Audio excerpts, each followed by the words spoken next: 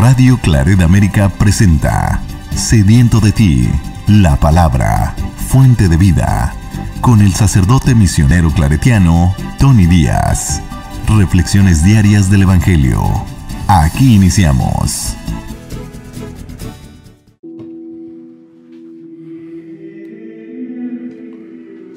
Bienvenidos, hermanos, a nuestras reflexiones bíblicas de las lecturas del día. Hoy es viernes de la tercera semana de Adviento,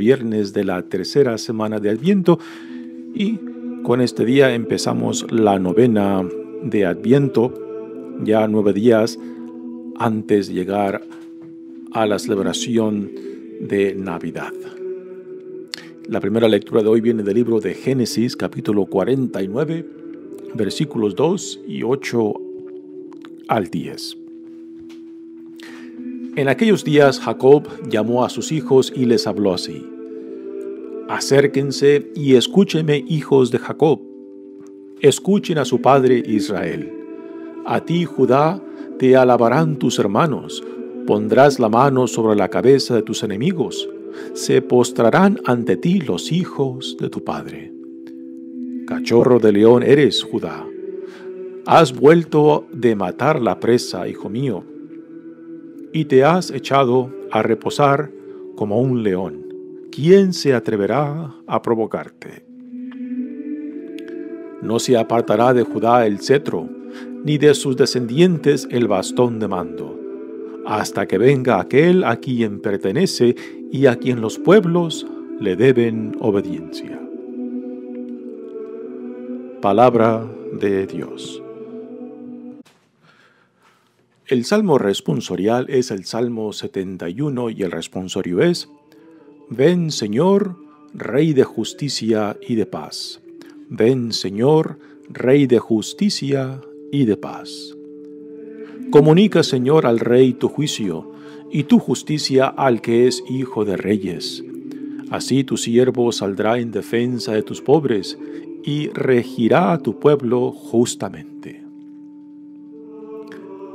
Justicia y paz ofrecerán al pueblo, las colinas y los montes. El rey hará justicia al oprimido y salvará a los hijos de los pobres.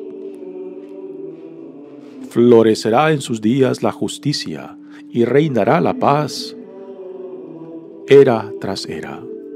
De mar a mar se extenderá su reino y de un extremo al otro de la tierra. Que bendigan al Señor eternamente, y tanto como el sol, viva su nombre, que sea la bendición del mundo entero, y lo aclamen dichoso las naciones. Ven, Señor, Rey de justicia y de paz. El Evangelio de hoy viene de Mateos capítulo 1, versículos 1 al 17. Genealogía de Jesucristo, hijo de David, hijo de Abraham. Abraham engendró a Isaac, Isaac a Jacob, Jacob a Judá y a sus hermanos. Judá engendró de Tamar a Farés y a Sará, Farés a Esrom, Esrom a Aram, Aram a Aminadab, Aminadab a Naasón, Naasón a Salmón. Salmón engendró de Rahab a Boz, Boz engendró de Ruth a Obed, Obed a Jesé y Jesé al rey David.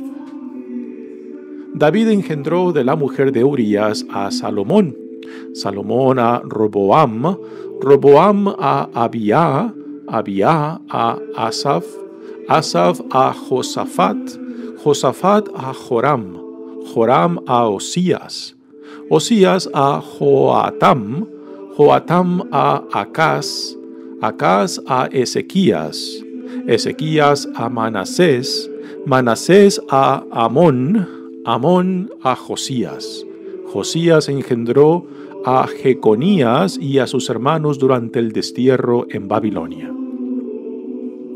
Después del destierro de Babilonia, Jeconías engendró a Salatiel, Salatiel a Zorobabel, Zorobabel a Abiud, Abiud a Eliakim, Eliakim a Azor, Azor a Sadoc, Sadoc a Akim, Akim a Eliud, Eliud a Eleazar, Eleazar a Matán, Matán a Jacob, y Jacob engendró a José, el esposo de María, de la cual nació Jesús, llamado Cristo. De modo que el total de generaciones desde Abraham hasta David es de 14. Desde David hasta la deportación a Babilonia es de 14. Y desde la deportación a Babilonia hasta Cristo es de 14. Palabra del Señor. Muy bien, damos comienzo a nuestra reflexión de las lecturas del día. Como mencioné al principio, hoy empezamos la novena de Navidad. De hoy al 25 son 9 días. Ya estamos intensificando la temporada de Adviento como preparación para celebrar el nacimiento de nuestro Señor Jesucristo, la encarnación de Dios con nosotros. Y las lecturas que se han escogido para hoy, la primera y el Evangelio, pues nos da la conexión que hay entre Jesús y la historia del pueblo de Israel. En la primera lectura de hoy del libro de Génesis tenemos a Jacob, que está por morir, y antes de morir pues hace su testamento a la familia y escoge a uno de sus hijos por quien la promesa que Dios hace a Abraham continuará. Y este hijo es Judá. Es uno de los 12 y es por medio de él que la promesa de Abraham continuará. Y con esta continuará. Y la bendición que Jacob le hace a Judá, pues certifica prácticamente que Judá recibe la primacía sobre sus hermanos y que sus hermanos tienen que respetar la decisión de su padre, Jacob. Así que es el contexto de la lectura de hoy. Dice, en aquellos días Jacob llamó a sus hijos y les habló así: acérquense y escúchenme, hijos de Jacob. Escuchen a su padre Israel. Israel es el nombre que Jacob recibe después de que él tiene ese encuentro con Dios, y lo cual es una escena clave que después merece un nuevo nombre. Esto lo encontramos también, por ejemplo, en el caso de Simón, que después del encuentro con Jesús recibe el nombre de Pedro, o de Saulo, que después del encuentro de su conversión recibe el nombre de Pablo. Así que Israel y Jacob también tiene este encuentro cuando lucha con el ángel del Señor, que representa a Dios mismo, y para que Jacob deje libre al ángel, lo hiere, y esa herida que Jacob recibe, pues podemos decir que es una herida sagrada que marca la experiencia que él tuvo de este encuentro con Dios, y este encuentro pues marca una dirección que confirma el lugar que Jacob tendrá en la historia de la salvación. Y Jacob pasa a ser llamado Israel. Dice, a ti, Judá, te alabarán tus hermanos. Pondrás la mano sobre la cabeza de tus enemigos y se postrarán ante ti los hijos de tu padre. Así que con esta bendición, Jacob certifica que la promesa de Abraham continuará por medio de Judá. Continúa diciendo la lectura: cachorro de león eres, Judá. Has vuelto de matar la presa, hijo mío, y te has echado a reposar como un león. ¿Quién se atreverá a provocarte?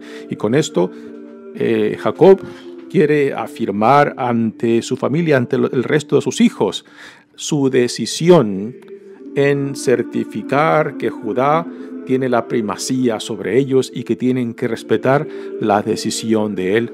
Esto pues asegura de que no haya pleitos entre la familia.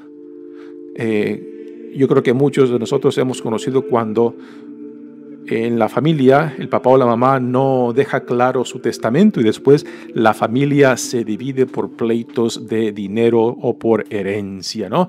Así que aquí Jacob quiere dejar claro cuál es su decisión, para que el resto de la familia, para que el resto de los hijos comprendan claramente cuál es su voluntad. Voluntad que no solamente depende de él, sino que también de la voluntad de Dios, puesto que por medio de Judá, la promesa de Dios, por medio de Abraham, continuará.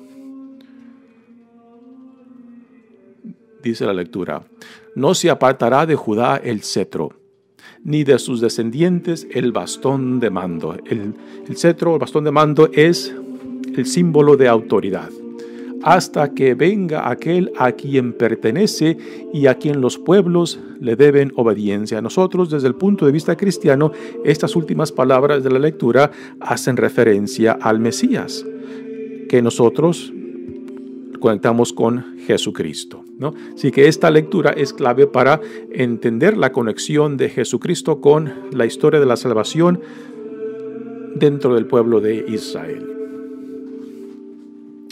Continuamos ahora con el Evangelio, y se puede decir de que esta lectura del Evangelio quizás es una de las más aburridas que tenemos en el leccionario, pues es la genealogía donde se nos narra la genealogía desde Abraham hasta Jesucristo, y simplemente es una conexión de generaciones una tras otra, que conectan tanto Abraham con David y David con Jesucristo.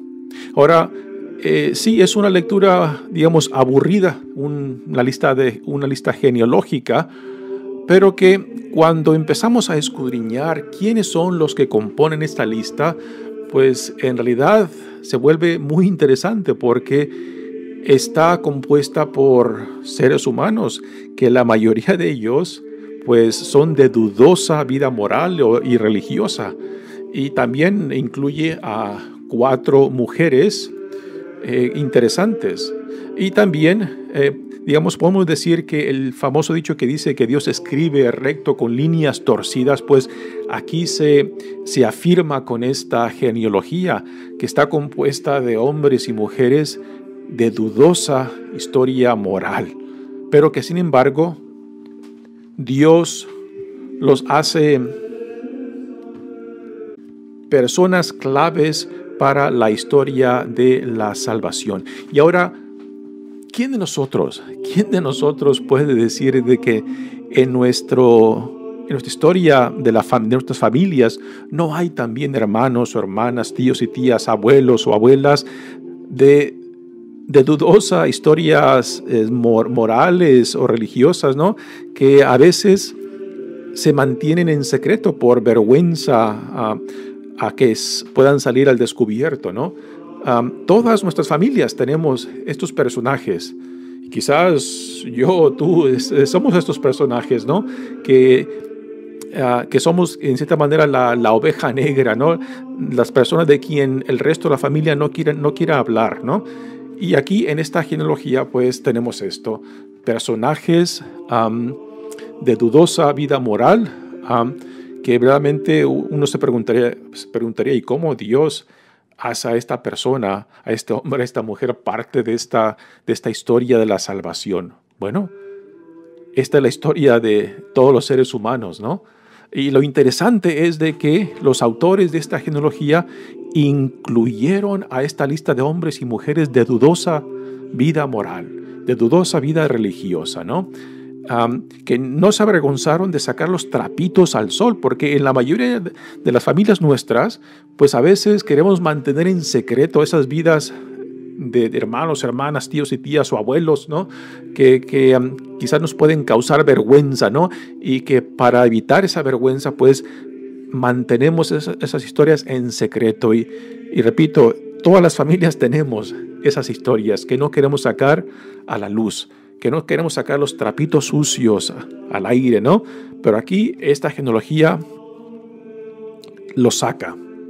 Lo saca porque sin ellos no se puede explicar el cómo, por ejemplo, David aparece en la historia, el cómo otros personajes aparecen en la historia de la salvación. Así que es una genealogía muy interesante cuando empezamos a escudriñar quiénes la componen. Esta genealogía está compuesta en 3 partes. La primera parte de Abraham a David, la segunda parte de David al exilio de Babilonia y la tercera parte del regreso del exilio de Babilonia a Jesucristo. Y cada parte está compuesta, así como Mateo la compone, esta genealogía, por 14 generaciones. Y el número 14 es muy simbólico porque en el alfabeto hebreo, cada letra tiene un número que corresponde a esa letra. Y cuando tomamos los números que corresponden al nombre de David, estos números suman a 14, ¿no? Este es lo que los comentaristas nos dicen, el por qué 14 generaciones.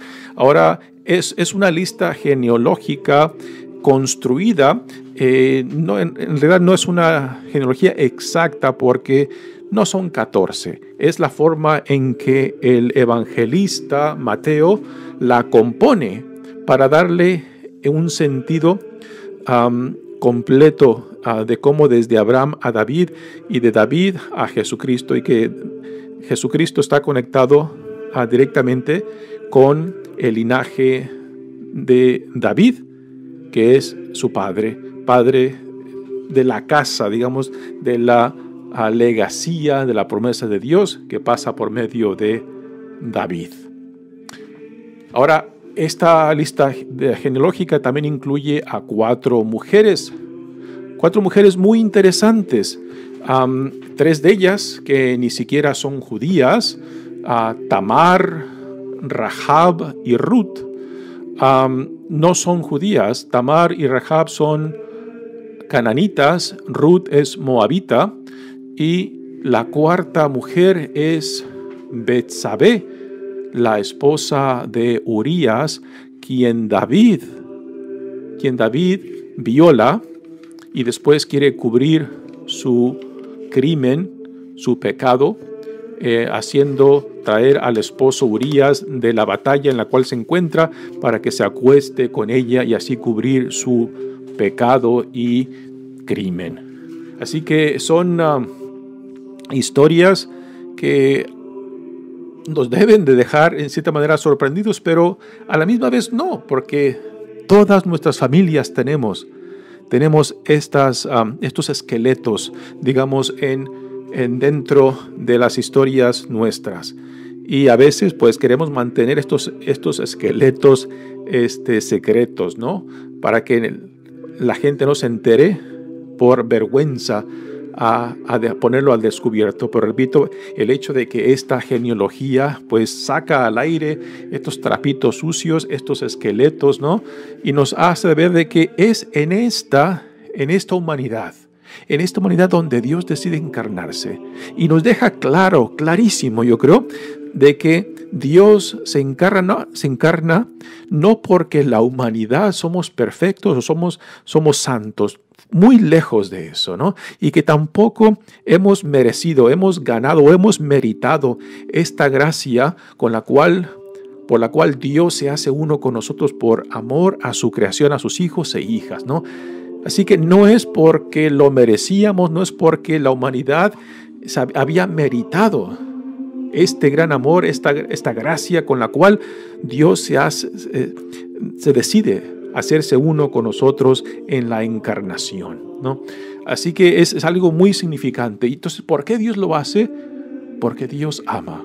Y porque Dios quiere rescatar, quiere salvar lo que Dios ha creado, ¿no? Así que es por pura iniciativa de Dios que Dios hizo esa alianza con el pueblo de Israel. No era el mejor de los pueblos, no era el más grande, no era el más glorioso. Todo lo contrario, es uno de los más pequeños pueblos a comparación de los otros reinados y naciones de aquellos tiempos, ¿no? Así que Dios escogió a Israel no porque era lo mejor, no porque era un pueblo santo. Todo lo contrario, Dios lo escogió porque era un pueblo pequeño, un pueblo que vivía a la sombra de otros pueblos, un pueblo que se encontraba esclavo en Egipto porque estaba sufriendo, ¿no? Y Y en esa decisión de Dios de escoger a Israel, ahí se manifiesta la voluntad de Dios que busca a aquellos que son pequeños, aquellos que sufren, aquellos que, digamos, no viven con la dignidad de ser seres humanos libres. Así que fue por decisión de Dios, fue opción de Dios, fue por iniciativa de Dios que Dios escogió a Israel. Y también fue iniciativa de Dios, decisión de Dios, el cómo se encarna. Y que al encarnarse, Dios, en Jesucristo, Dios no se reduce o no se deja meter en las fórmulas o expectativas que su pueblo tenía de él, de que el Mesías tenía que ser un tipo de revolucionario que sacaría al imperio romano de Israel, o tenía que ser, digamos, algún líder religioso que purificaría la religión de su pueblo, o tuviera que ser un tipo de rey monarca al estilo de David. Y cuando Dios en Jesucristo se encarna, no encaja con ninguna de esas expectativas. Dios decide nacer en una familia pobre, sencilla. Cuando viene y aparece finalmente Jesucristo, viene y hace su opción de estar, de ponerse con aquellos que son invisibles para el mundo, con aquellos que no cuentan para el mundo, ni para la comunidad religiosa, ni para los líderes religiosos de su tiempo, con los desprestigiados, con las prostitutas, con los recaudadores de impuestos que eran odiados. Jesucristo decide pararse, ponerse, decide estar en solidaridad y hermandad con aquellos más olvidados, con aquellos que para los que tenían poder, para los que tenían autoridad, no contaban para nada. Y Dios en Jesucristo toma esa opción. Así que esto lo vemos desde el principio, el por qué Dios escogió a Israel. No porque Israel era el mejor pueblo, no porque eran santos, no porque lo meritaban. Igualmente, cuando Dios encarna en Jesucristo, lo hace de una forma que sorprende a todos, tomando la postura, tomando la opción de estar con aquellos que no cuentan para nada para el mundo, y desde esa postura se hace uno con nosotros. Y esto es muy revelador. Ahora, en esta genealogía que tenemos, quisiera enfocarme en uno de los aspectos, el por qué incluye a 4 mujeres. Generalmente en las comunidades patriarcales, el linaje pues se traza por medio del hombre. Y es muy curioso que aquí Mateo incluye a 4 mujeres. 4, y 3 de esas mujeres ni siquiera son del pueblo de Israel.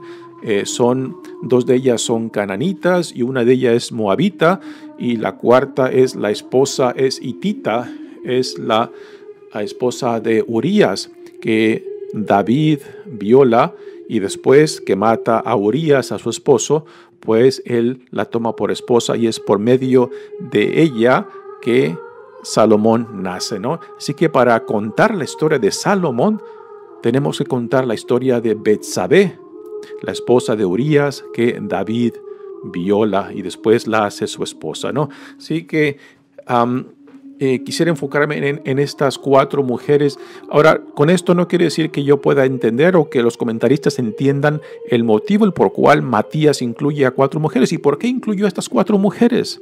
¿Por qué no incluyó a otras como a Sara, la esposa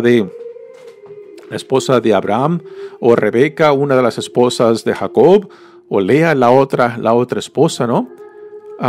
No sabemos el motivo el por cual Mateo incluye a estas 4 mujeres, pero lo que sí podemos decir es que estas 4 mujeres sí tuvieron un papel importantísimo en cómo en cómo las generaciones continúan en la historia. Por ejemplo, sin Ruth, que es moabita, no se puede explicar la historia de David, porque Ruth es la abuela de David. Así que es muy interesante el por qué Mateo incluye a estas 4 mujeres. Así que la primera de estas 4 mujeres es Tamar. Tamar es cananita y cuando ella se casa con uno de los primeros hijos de Judá, no puede tener hijos. Entonces el segundo se casa con Tamar para poder tener hijos por medio de su hermano, y también muere. Y al últimas, Judá tiene miedo de casar a Tamar con el tercer hijo para que pueda tener hijos para el primero de los hijos que ha muerto, ¿no? Pero Judá tiene miedo de que el tercer hijo muera. Entonces Tamar toma riendas del asunto. Judá, que tiene miedo de cumplir con la tradición de que ella pueda casarse con el siguiente hijo, pero por miedo él no quiere hacerlo. Entonces Tamar se disfraza de prostituta y se acuesta con Judá. Y por medio de esta unión con su suegro, Judá, pues entonces Tamar tiene el hijo que después pasa a ser el descendiente. Dice aquí, Judá se engendró con Tamar. Así que Tamar era la esposa del primer hijo de Judá. Pero Tamar, para poder cumplir las expectativas, la ley que se decía que si el primer hijo muere, pues tiene que casarse con el segundo, y si el segundo muere, con el que sigue.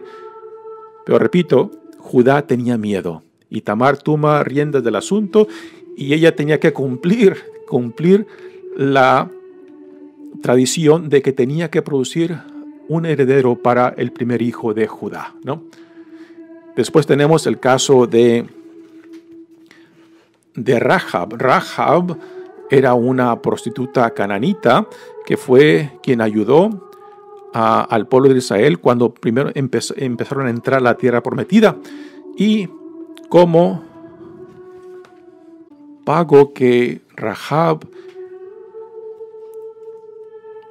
dio en ayuda a los israelitas antes de entrar a la tierra prometida, cuando finalmente entran y combaten y destruyen al pueblo cananita, pues la familia de ella se salva, pero a cuestas de que ella tuvo que traicionar a su propia gente para ayudar al pueblo de Israel, que estaba entrando a tomar posesión de la tierra prometida, ¿no? Así que son historias muy interesantes. Rahab, que era una prostituta cananita, y después tenemos el caso de Ruth, que era moabita, y que estuvo casada con uno de los hijos de Noemí, pero que también muere el hijo sin tener hijos.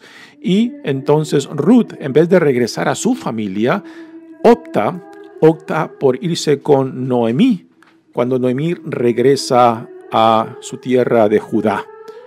Y Ruth le dice a Noemí: tu pueblo será mi pueblo, tu Dios será mi Dios. Y Ruth se casa con Booz, y por medio de esa unión Booz engendra a Obed, que es uno de la lista de esta genealogía, ¿no? Y después tenemos el caso de Betsabé, como ya lo mencioné antes, ¿no? Betsabé era la mujer de Urías, un soldado de David, que se encontraba en una batalla. Y mientras él estaba luchando en una batalla, pues David viola a su esposa Betsabé. De esa violación nace un hijo que muere, y después de que David manda matar a Urías en la batalla, pues toma por esposa a Betsabé, ¿no?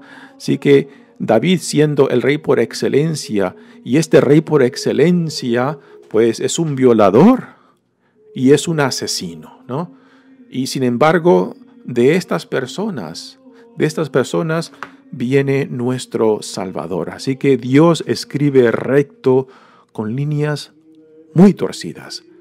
Y repito, de esto no nos hemos de sorprender. Si vemos las historias de nuestras familias, ¿qué tan recta está? Si vemos las historias de el linaje, si trazamos nuestra historia, ¿qué tan recta está, no? Y sin embargo, a esta historia nuestra, a esta historia humana, Dios viene a hacerse uno con nosotros para salvarnos de nosotros mismos, ¿no? No porque lo merecemos, no porque lo hemos ganado, no porque lo meritamos, sino porque Dios quiere que todo cuanto ha creado llegue a la plenitud de la vida para la cual ha sido creado, ¿no? Y este es un Dios que se las juega a todas, toma un riesgo tremendo. El Dios que es omnipotente, al hacerse uno con nosotros, se hace vulnerable. Vulnerable al punto de que esta opción que Él hace por hacerse uno con nosotros, por amor a su creación, por amor a sus hijos e hijas, lo lleva a la cruz. Y esta decisión, pues, en Jesucristo, en la cual Cristo, siendo fiel a la misión que Dios Padre le ha encomendado, pues lo lleva a la cruz. Y este donarse, entregarse, darse a sí mismo para la salvación del mundo, pues es una acción de amor que no puede dejar de tener respuesta de Dios. Y Dios lo resucita. Y es en la resurrección de Jesucristo en lo cual está fundada nuestra fe, donde la muerte ha sido destruida, donde el pecado ha sido destruido, y en Cristo se nos regresa la dignidad, pero una dignidad mucho más gloriosa que teníamos antes. Y se nos reviste con esta dignidad para ser parte del reino que Dios ha inaugurado en Jesucristo.